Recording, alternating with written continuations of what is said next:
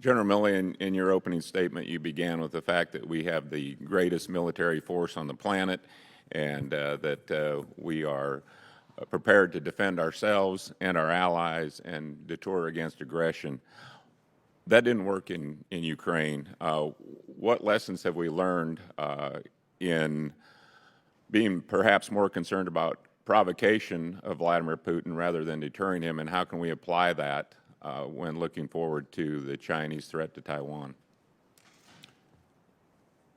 Well, I think that with respect to the Russian invasion of Ukraine, it's been a long-standing objective of Putin, and candidly, short of the commitment of U.S. military forces into Ukraine proper, I'm not sure he was deterrable. This has been a long-term objective of his that goes back years.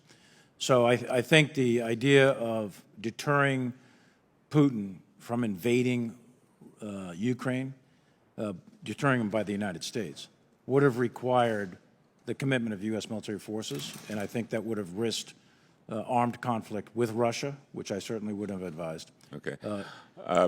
You know, the president's strategy, at least publicly, and his administration was to impose economic sanctions to deter Russia. So did you advise him that that was probably not going to work and this invasion was inevitable? It's not my lane to comment on sanctions per se, but sanctions have a very poor track record of deterring aggression. But they are a means of imposing significant costs. The objective of the sanctions is to impose significant costs if he invaded. Those significant costs, the sanctions in combination with the export controls, are breaking the back of the Russian economy as we speak. Secretary Austin, several members have brought up hypersonic weapons, and you mentioned we have other options, but of the three countries currently fielding hypersonic glide weapons, Russia, China, and the United States, who's leading in that capability? I don't know what the inventories of the Chinese. I think all three countries are building capabilities. Okay, you must not be attending the same briefings we are, because clearly China seems to be out front.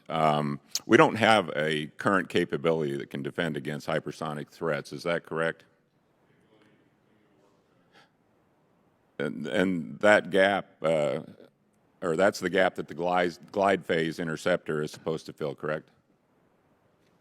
Okay, I heard some very concerning reports over the past week that the White House and the department may be slowing the development of the glide phase interceptor.